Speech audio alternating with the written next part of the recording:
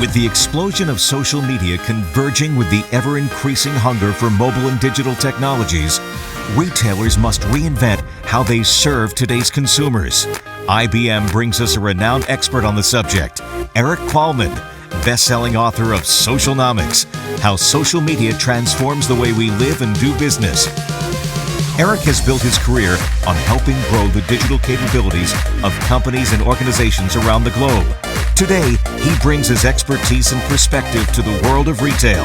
He'll explore how best-of-breed retailers are profitably leveraging new technologies and analytics to meet consumers' changing expectations in today's complex and competitive marketplace, and how retailers can harness the power of social media to raise brand awareness, drive loyalty, and deliver one-to-one customer experiences.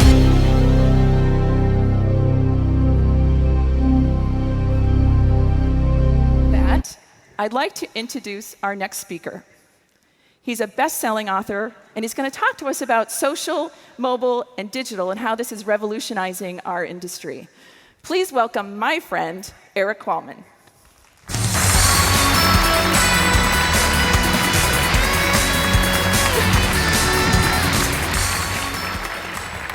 How y'all doing? So I've been flying a lot lately, and like you guys, you fly a lot. You meet a lot of interesting characters out there on the planes. So I was talking to this nice guy, and after about 30 minutes, I asked him what he does. He says, I'm a musician. So what he didn't realize is I'm going to bombard him for the next 10 minutes about how he could use social media to get his name out there to really grow his brand. So after about 10 minutes, this nice lady walks up and goes, can I have your autograph? And I'm super excited because no one ever recognizes me on a plane. So I reach down, get my Sharpie. She leans across me to get Mr. James Taylor's autograph.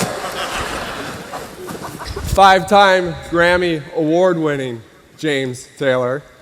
And I'm sitting there going, oh my gosh, did I just tell James Taylor that if only he used social media, maybe he'd have some success and get his name out there? And of course, 2 days later, I turn on the Grammys and there he is singing away. But let me show you a video that I showed James on that flight.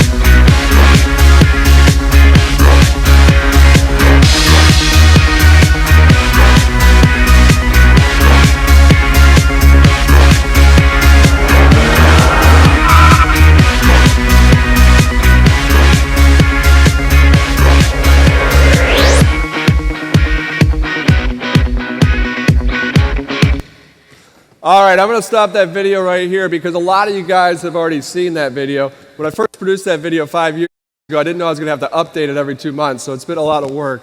But since you guys have seen it, and since you guys are on the retail side, what I wanted to showcase to you was a little story about how we buy today. And since Valentine's Day is coming up a month from now, I wanted to do it around Valentine's Day. But before I play that quick clip, I'm just going to play a little soundbite from this video, which most of you guys have probably seen. This is the music you guys probably usually hear from this video.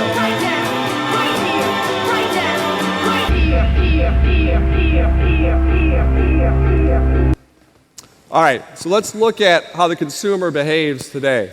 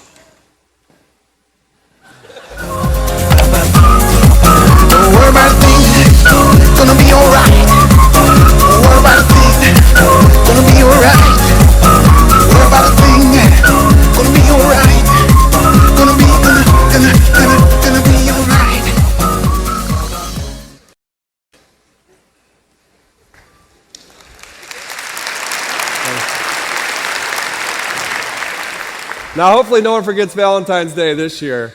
But that showcased a little bit what Socialnomics is all about. But at a 5-second level, Socialnomics is just word of mouth on digital steroids. Or a lot of you global folks in here, it's word of mouth now goes to world of mouth.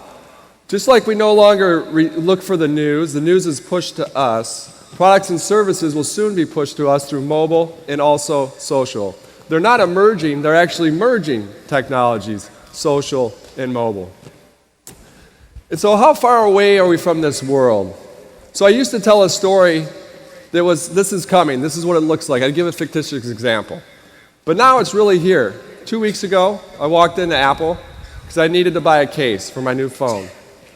So I went up there, and the salesperson was very helpful and said, hey, there's a new app. So I downloaded this app.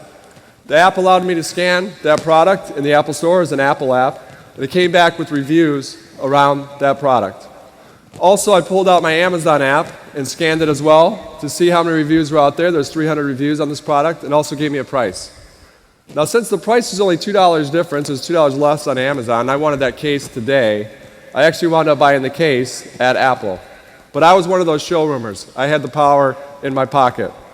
The other cool thing is with this app from Apple, I just scanned that product and walked out of the store. I didn't have to go to a register.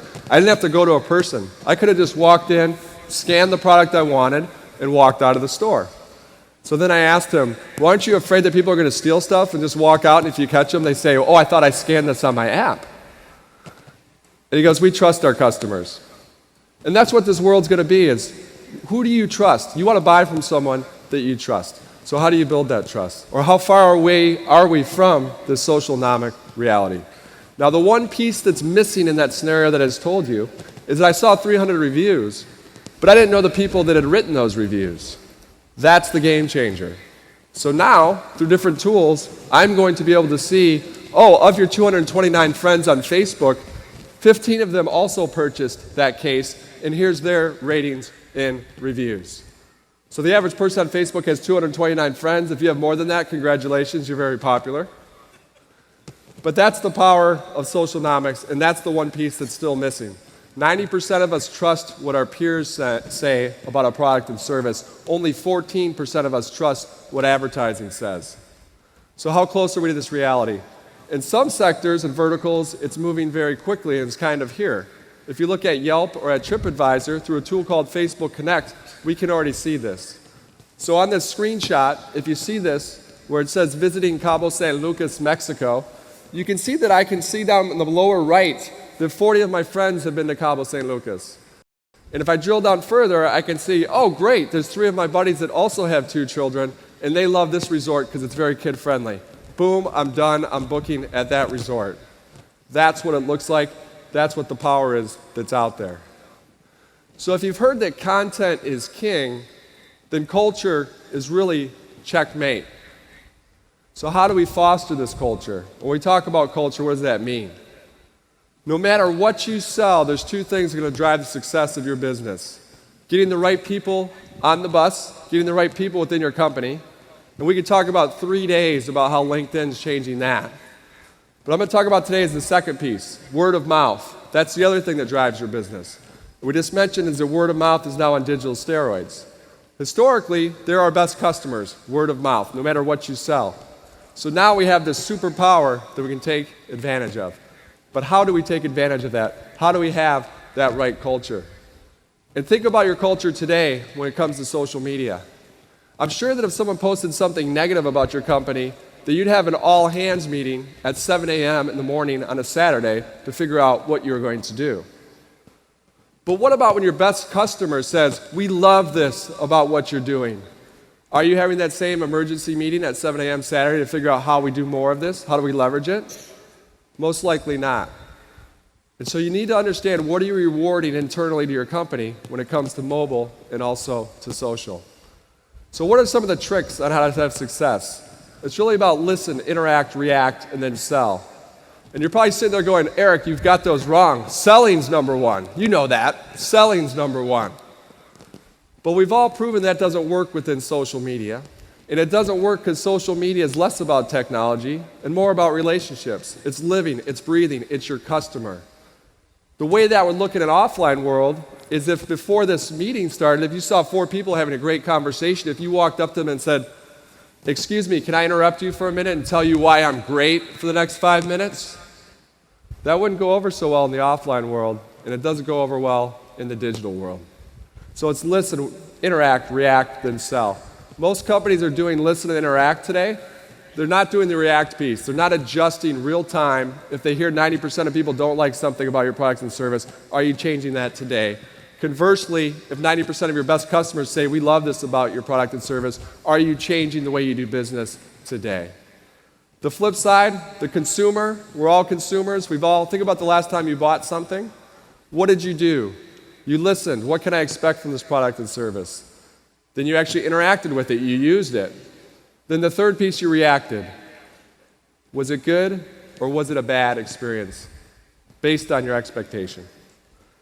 Then the fourth one, which is why we're here today, is today the consumer can sell for or against your brand using all this technology. That's the new thing. That is the game changer. So let's look at a couple quick examples. This young man took a flight from Nova Scotia into Nebraska. He was a musician.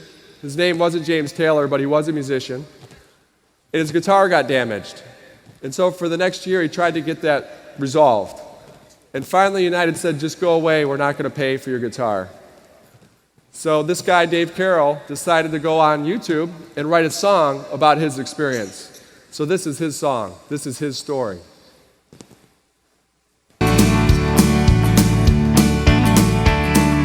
Flew United Airlines on my way to Nebraska.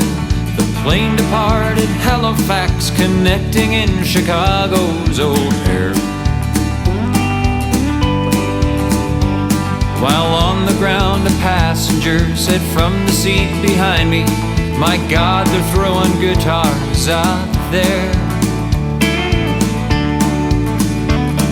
The band and I exchanged a look, best described as terror, at the action on the tarmac and knowing whose projectiles these would be.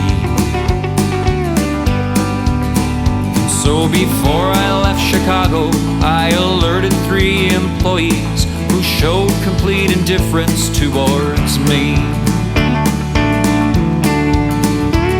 United, united, you broke my Taylor guitar. United. All right. That goes on for a couple more minutes. You can watch the whole thing on YouTube. It's got 14 million views, but you get the point. I don't want to focus on the United side of the story. What I want to focus on is the opportunity that's all around us if we're listening. What kind of guitar does he mention? Taylor guitars. So the head of Taylor Guitars out in California gets on YouTube. They don't have to have a meeting. They get on YouTube. They shoot it in low light, just with an easy camera. And he says, "Look, Dave, sorry this happened to you. I just shipped you 2 brand new guitars. And for all you other users out there that use our guitar, these are some tips on so this doesn't happen to you when you travel." There's another company that makes the guitar cases. And they reach out to Dave, and now they have a Dave Carroll travel guitar case. And Dave's done pretty well for himself. He's sold 99 cents on iTunes, a lot of this music. And he also has a book called United Breaks Guitars. So imagine that opportunity. There's 3 opportunities that people took advantage because they were listening for it and reacting quickly. All right, I'll let you guys read this. While you read this, I'll be talking about this scenario. So this young man at Chrysler had a bad day, a bad commute to work, and accidentally hit the wrong button. He thought this was posting to his personal account. He had access to post to the Chrysler Automotive account. This accidentally goes out on behalf of all Chrysler. Obviously, where the stars are, those words stars is a different word. And so unfortunately for this young man, he no longer works for Chrysler Cars. Now I bring this up because it helps set me up for this next piece, which the exact same thing happens to the Red Cross. Young lady hits the wrong button, thinks it's going to her personal account, but instead she sends this out on Twitter to the whole world, for the whole world to see. She posts this. Ryan, I assume that's her boyfriend, found 2 more 4-bottle packs of Dogfish Head's Midas Touch Beer. When we drink, we do it right. Hashtag getting slizzard. But the Red Cross understood something which all of you guys will understand when we leave here, is that social media touches every aspect of your business because it touches your customer. So it's not owned by marketing, PR, customer service. It's owned by everybody within social in the company, and it needs to start with the CEO and the executives and go all the way down. Think about how many of you guys are actually giving your executives a weekly report, a listening report that says 2 pages. Here's what we're doing really well. Here's what we're doing poorly based on the information that we're getting out there digitally. And also, do you have a feedback loop from the retail level up to see what's actually happening on the ground and see how that compares to what is happening digitally? Are you giving your executives that listening report? And also, are you giving it to them, him or her, those for your 2 top competitors as well? That same format, that same listening report. Again, seems very basic, but 90% of the Fortune 500 companies I visit do not give that to their executives. They don't have that type of insight. But the Red Cross understands it. They've trained their entire company on social media. So when this young lady hits the wrong button and sends this out, within 4 minutes, someone in the IT department sends this out from the Red Cross.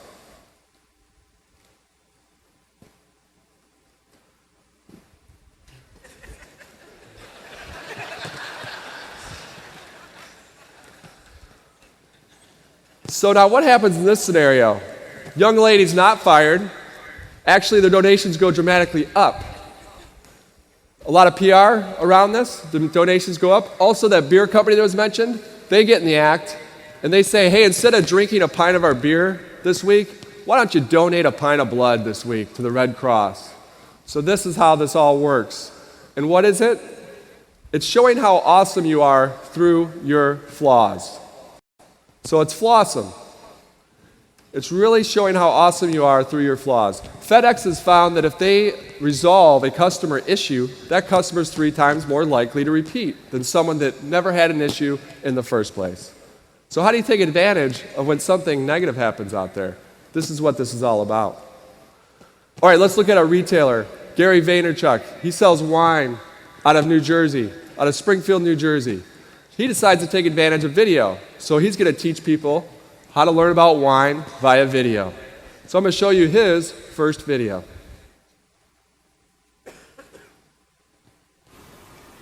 Hello everyone and welcome to the first episode of Wine Library TV. I am Gary Vaynerchuk, Director of Operations here at Wine Library at winelibrary.com, and I am very proud to launch what we think is the first video wine blog. All right, so that's Gary. That's kind of what you'd expect from a wine show. Nobody watches it. But then he listens, interacts, reacts. He also fails forward, fails fast, and fails better. You're not going to get it right the first time you do these things digitally, so it's about changing, failing fast, failing forward, failing better. So Gary hears from his closest customers and friends, Gary, I can get this anywhere. I want the real Gary. I want the New Jersey Gary. Give me some excitement. I want to have fun when I'm learning about wine. So let's take a look at episode 505 and see if we notice any changes.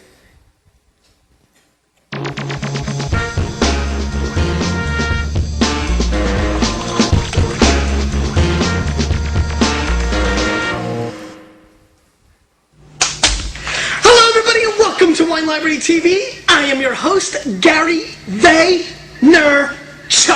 Say it with me, Vaniacs. And this, my friends, is the Thunder Show, a.k.a.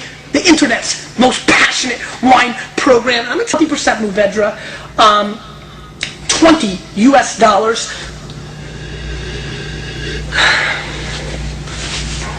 Pretty nose, like an Enclair, like, let's give it a whirl.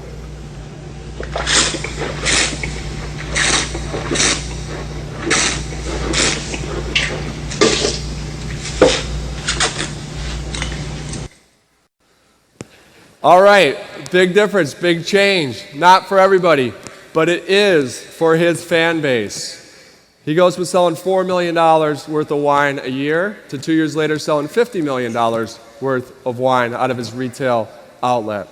And he'll tell you the videos don't sell anything. They got him a lot of views. But what sold was him rolling up his sleeves and really engaging through Twitter, through Facebook, to really interact with people that like the videos and start that conversation.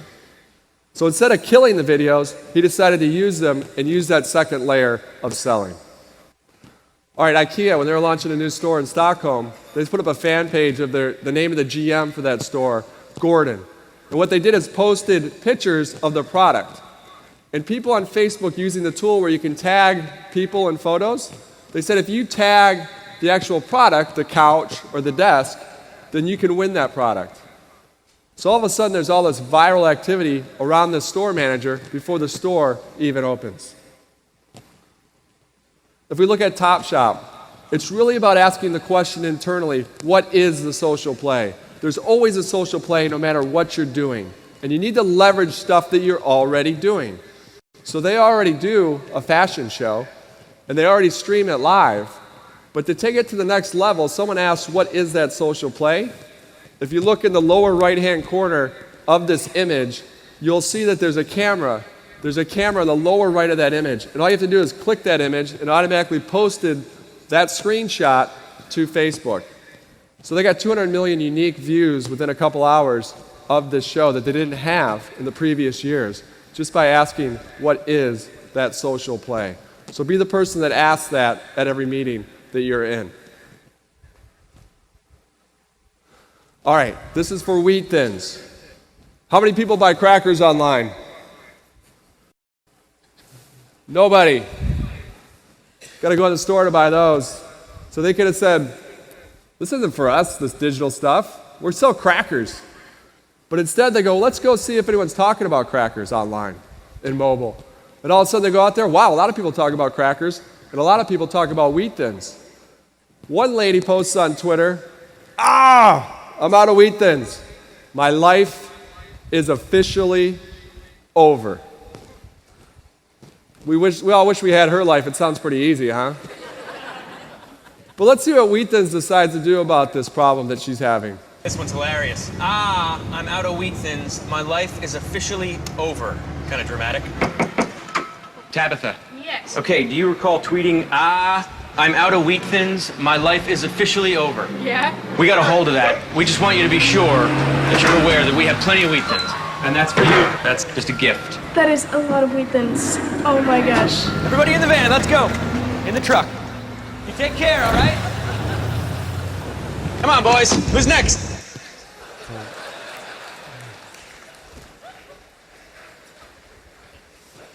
There's also players entering the space that, if you look at Starbucks, they've changed a lot since Howard Schultz came back as CEO in 2008. And now they're a company that's a digital company that, oh, by the way, they also sell coffee. So look forward soon to where if you order the same thing from the same Starbucks every morning, why do you have to wait in line? Always look to see how do you resolve a customer issue, and you'll resolve a business issue. So look for it, for all you people that buy Starbucks, to where you'll have an app to where you're 10 minutes away in your car, it'll automatically put your order in for your coffee. And then when you walk into that Starbucks, through the Square technology, an image of you will actually pop up on their register, and you're going to pay with your phone. And so that resolves the customer issue. They no longer have to wait in line.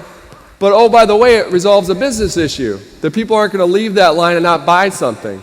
And also it helps them control their inventory better because they know those orders that will be coming in consistently and who they're coming in from.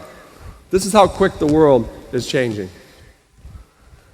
I'm going to send this out to you. There's 100 different digital tools that you can use. So I ask all of you, is your company listening, interacting, reacting, and then selling? Are you fostering the right culture to have success out there? And I'm sure that all of you are beginning today if you aren't already doing it today. I will be signing books immediately after this in the corridor. Right now, I would like to bring Jill back up here. We're going to answer some quick questions that you guys sent in, but I also want to thank you guys. You've been a great audience. Thank you so much.